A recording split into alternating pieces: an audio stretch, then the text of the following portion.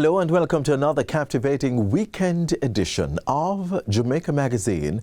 I'm your host, Adrian Atkinson, ready to take you through a lineup packed with insight, culture, and compelling stories. Trust me, you'll want to stay right here with us.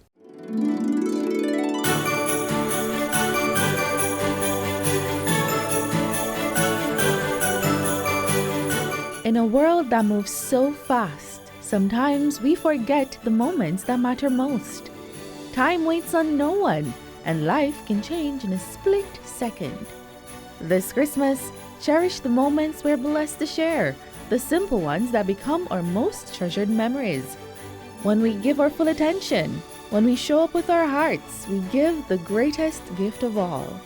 This season, put down the screens, slow down, and give the gift of time.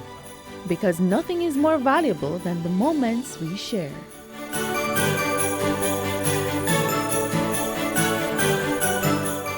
Thank you so much for staying right here on Jamaica Magazine. Securing your child's Jamaican identity can feel like a big step, but the process may be simpler than you think. In this feature, we break down how minors can obtain citizenship by descent.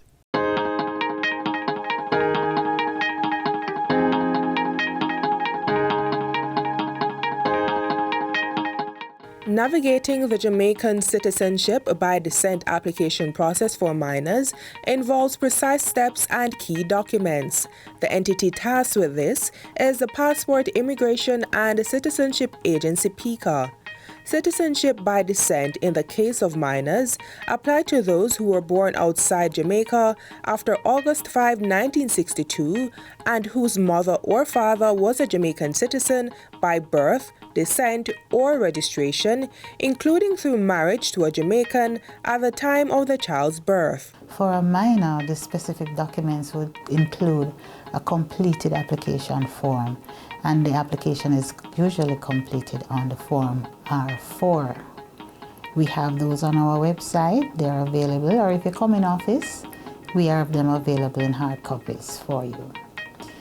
The completed form would be supported by the child's birth certificate and those of the parents, as well as their photograph ID. So we have the relational part of it sorted out there, as well as the right of the parent to make that application. And once they've decided that they want the child to acquire citizenship, they go ahead and make the application. The legal process requires that the person acting on behalf of a minor must be either the parent or legal guardian. To apply, the adult must provide a court-issued legal document proving guardianship or a birth certificate showing they are the parent. Importantly, the parent or guardian does not need to be Jamaican. Foreign parents can also submit applications. So, having completed the form and you have the supporting documents, we require, in addition to those already stated, photographs of the child, and they must be certified to say that this is the image of the child and it is true. This would be supported by the child's passport to say that this is the child and goes by that particular name. And these are things that we check for during the process of submission. Once we accept the application, we review the document for their authenticity, and if there are any concerns, we can always raise them with the appropriate authority to ensure that you are not bringing any document to us that can be questioned. When applying, it's not just about providing the necessary documents. The application also requires references. Now, the application also requires references who should know you, the applicant, and can verify your background. So who you say you are that person. You are of good standing and someone who we can transact business with. We look into the background of those references as well. And so while we may not know the child in any great detail, the adults involved are reviewed. Now, should we find any flaws in the background of anyone, then it calls for additional due diligence, and we are very thorough with that because we are very cognizant of persons trying to take opportunities for trafficking of children, for example. So we are very thorough that you are bona fide and the documents are authentic. Parents or guardians making citizenship applications may also be asked to complete a statutory declaration. For example, the name of the parent may appear in spelling in two different ways, simple ways, maybe the pronunciation of an I or an E in the name. And only to reconcile those simple differences, we may ask them to complete the statutory declaration, but it is not a standard requirement. Once all backgrounds have been thoroughly reviewed, the decision-making process moves to the next level. According to the Jamaican Nationality Act, it is the minister who makes a decision on who acquires citizenship. And so the matter is sent to the Ministry of National Security for their own authenticity and verification of documents and who you are and whether or not it would be in the national interest for this child to be so considered. We await a decision here, and when we have that decision, we announce it to the parents and we prepare a certificate to confirm the status of citizenship to that minor. The application process requires a fee of 20,000 Jamaican dollars payable at the time of submission. Citizenship applications can only be submitted at the agency's office at 8 Waterloo Road, Kingston. It's also crucial to understand the timeline involved in this process. The standard time is 24 months to submitting the application for a final decision. In those 24 months, the due diligence is usually completed. We will check the authenticity with any external organization that we need to. And we will verify information that was provided in the application as much as is necessary. So in all, the total time taken to complete the due diligence is 2.5 years. It could be shorter depending on the challenges that we overcome and how quickly we are able to do so. But we do undertake to get the decision to the minister in 24 months. However, there are some factors that may cause a delay in the process. The availability of persons to be interviewed during the due diligence process. We do ask that the references be Jamaicans and living in Jamaica. We do also ask that the applicant be available for a due diligence process. And insofar as they are overseas or elsewhere doing other things and cannot be reached, those contribute to delays in completing the process. And are there possible reasons not to grant citizenship to a minor? The application, once the requirements are satisfied at the front of the process, there is usually nothing to say to the minister, don't grant this child, except what we may discover during the due diligence process. And like I said, it is the minister who makes the decision ultimately. Jamaican citizenship is highly sought after, but why? Jamaican citizenship is unique, Lots of persons want to be associated with Jamaica now, and we have all of the reasons why the reggae boys are the reggae boys, why Usain Bolt and all the other athletes are who they are, why Bob Marley is making us on the big stage. People want to associate with that. They also want to make their own contribution. With expert guidance from the Passport, Immigration and Citizenship Agency PICA, every step of the journey is carefully managed. This process is designed to ensure a comprehensive and genuine outcome for each applicant.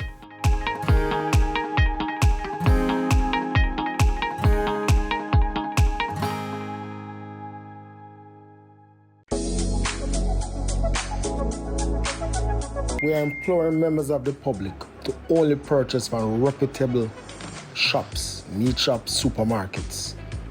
Look for the signs of rotten carcasses, meats, poultry, whenever you're purchasing.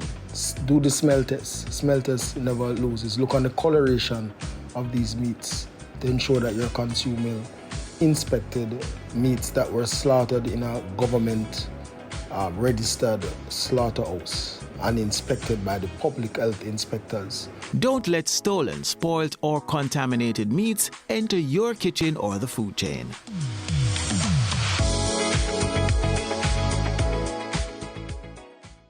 Some paths are paved, others must be carved out. Up next, we meet Lilieth Walker, a groundskeeper thriving in a field where women are rarely seen. My name is Lilieth Walker. Otherwise, them call my name Miss Melva. I'm a female landscaper living in St. Thomas, East Prospect. Welcome to my story.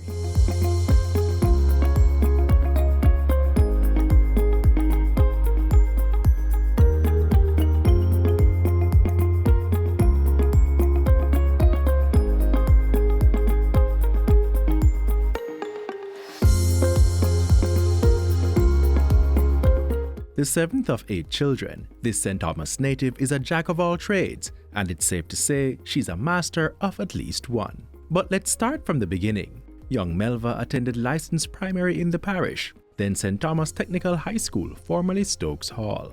But once she was finished with her schooling, Melva set out for the big city, working for a family of 5 in Kingston as a domestic worker. She moved further west to Old Harbour in St. Catherine, this time as a shopkeeper, and would return east later, where she settled into a family life, getting married and bearing 2 children.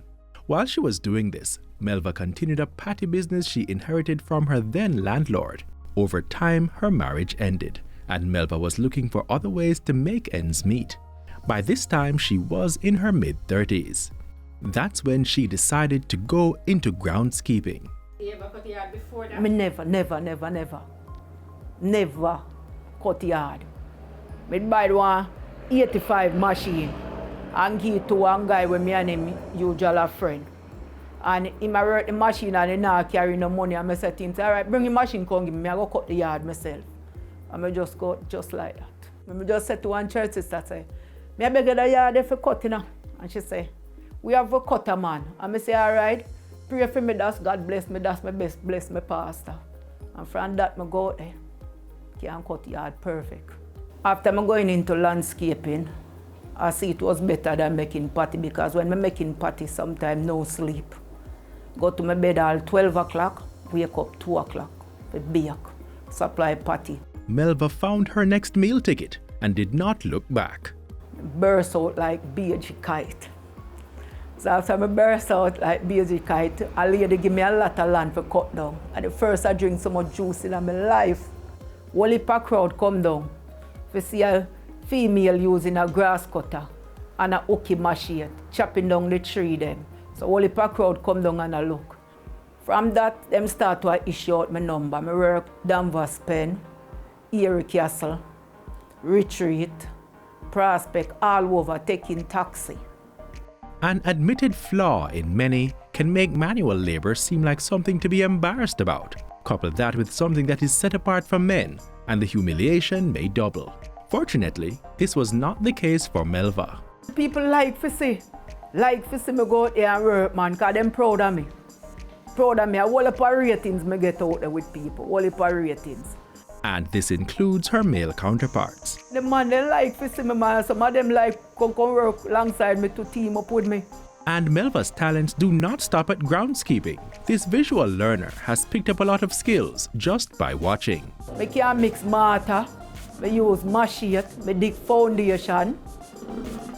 I take up the block them on the house top, I stay down the ground there so, and throw the sand up on the house top. I lift up bag of cement, I lift up the block them, I tie up steel even inside there, the living room. The passageway and the kitchen and the bathroom, and me and a guy named Shabba do the steel work for the decking. So I can't help myself. I just watch you do something and just graph it. Same like how The man they would have come and mix concrete. Me just look where them a do and me can mix concrete. Melva admits that now at 52 years old, she has had to slow down, taking less jobs.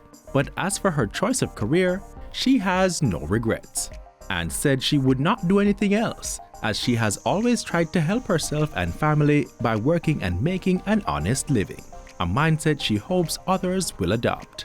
You have some people downgrade yard cutting because right now if you find a person for rake, it's hard for you get them for rake. Because them a tell about them in them thing there with raking up a yard and thing. There is no farmer work that downgrade you. From once you working, your honest bread. Just go for it and put your mind and work honest and you will succeed in life.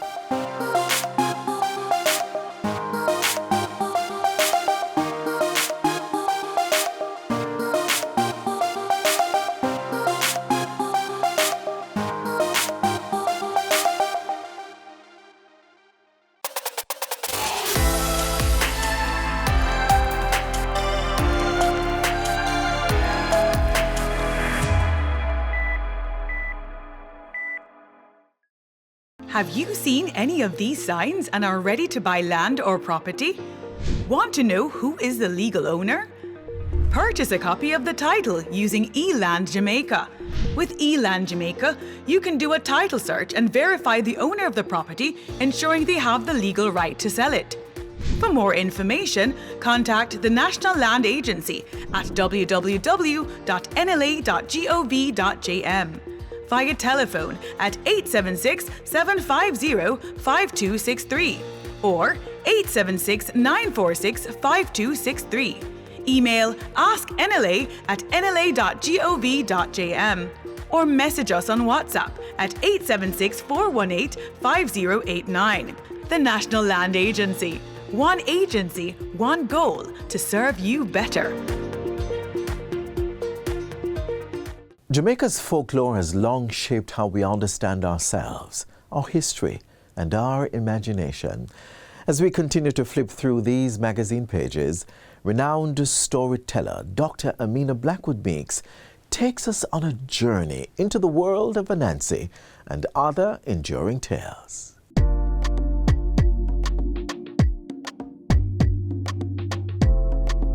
They are stories, beliefs even passed down through generations. We may have believed them at some point and perhaps still today. But one thing for sure is that they help to shape our culture, our way of life. You may have heard about Anansi, Rolling Calf, River Mama, and perhaps Old Haig. But what, if anything, do these stories tell us about ourselves? And are they worthwhile today? Beginning with the cunning and resourceful Anansi, we see a character that will always outsmart his opponent. But there is always a lesson to be learned and laughter being had. Anansi is a very important figure in West Africa. I emphasize that because when I discovered Anansi in other parts of Africa, my mouth dropped to the floor. Maybe he's not as prominent as he is in Ghana from the Akan people. And he's a very important figure. I say that deliberately now because my encounters with elders from Ghana have taught me not to say he's a deity. And that's how I learned to understand Anansi, but he's not a deity. However, at least them don't call him that. We can call him that, they don't call. So let us try to be authentic and true to what we have discovered. Anansi is the marker of wit and wisdom. If you look at any illustration of Anansi from any part of the world, from any culture, from illustrators who have not met, you will see that they pay homage to Anansi's head. It cocked to the side, it have on a hat, it have on something, and it's because his head is full of wisdom. Because the Europeans did not understand the word that meant wit and wisdom, or because them deliberately wicked. Them use all kind of other kind of words that have us thinking that Anansi was a general, but he was the bringer of wisdom. The supreme being gave him wisdom to bring down to earth. Another of our urban legends involved the rolling calf. Stories of a fiery-eyed possessed cow tormenting passers-by at night. Under the cover of darkness, you don't want to be caught at a road crossing. It's where they usually hang out. When a single person is walking and he sees a light appear and coming towards him, a single light coming fast, then that person would, according to this story, would determine that it was a rolling car. And then if you allow it to catch up with you and you did nothing, it would trample you over, leave you dead on the spot. Now, a long time ago, you go to the meat shop and you buy a pound of meat. And a pound of meat having 16 ounces. 16 ounces make 1 pound. But it have some unscrupulous butcher who find a way to gerrymander the scale so that it really having 14 ounces, but it look like it's 16. You see all of them butcher there who rob you your 2 ounces of meat, when they're dead, you know, them turn rolling calf. She is half human, half fish, and wholly beautiful, but the story of the River Muma takes different forms.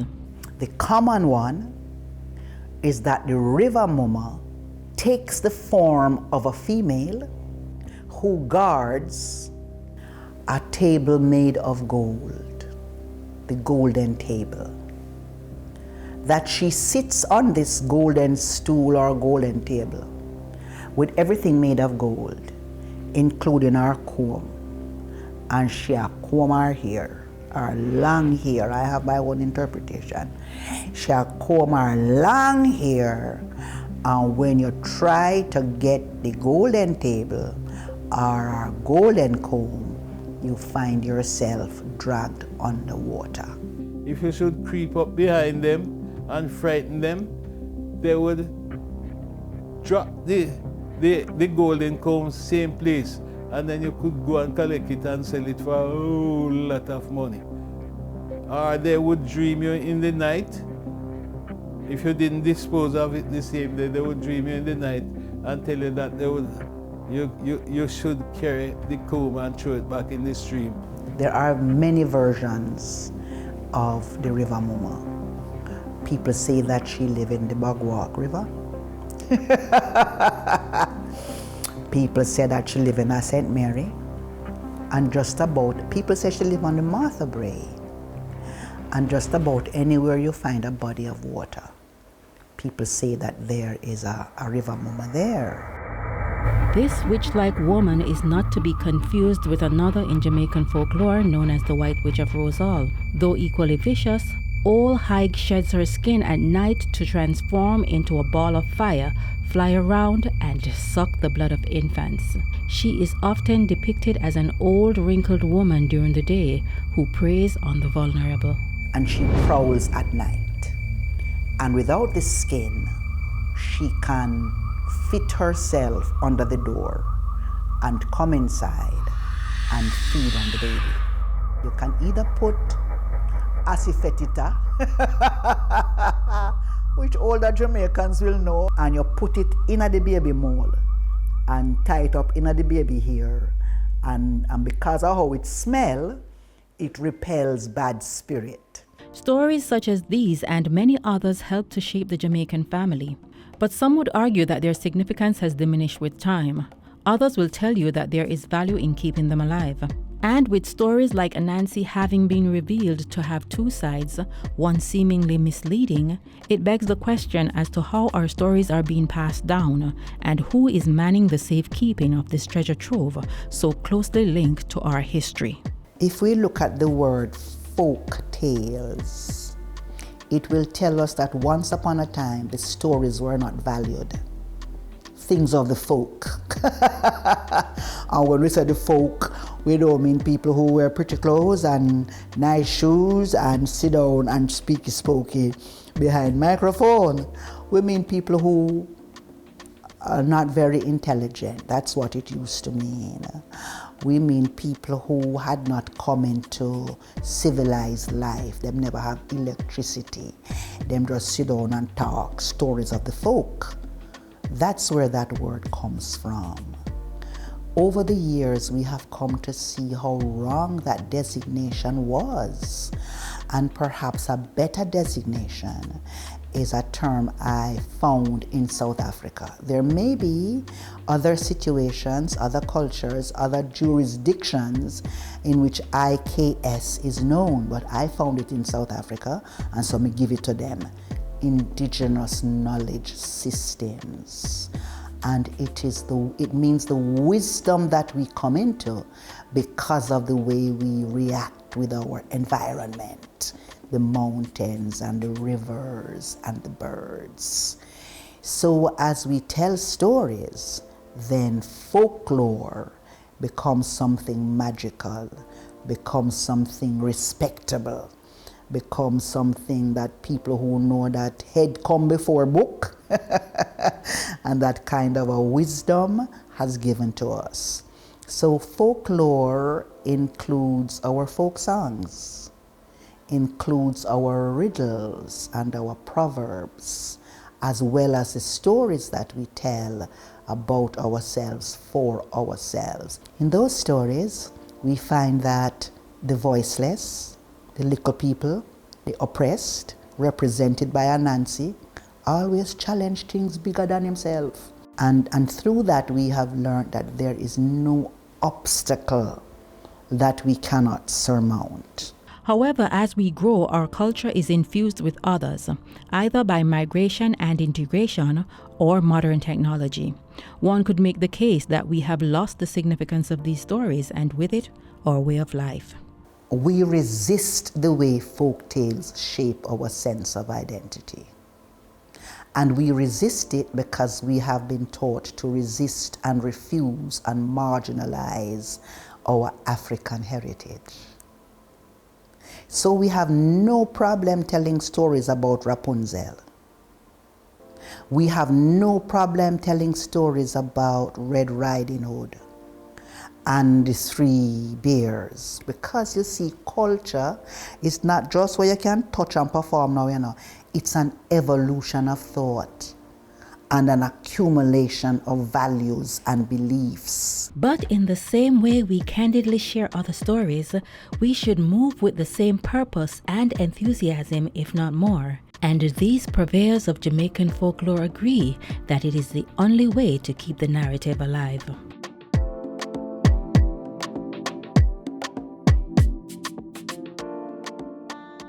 As we conclude today's edition of Jamaica Magazine, we hope you enjoyed these informative features. Stay connected with JIS through our website at jis.gov.jm and on social media.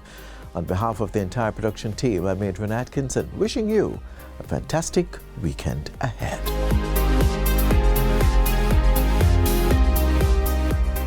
This has been a production of the Jamaica Information Service, the voice of Jamaica.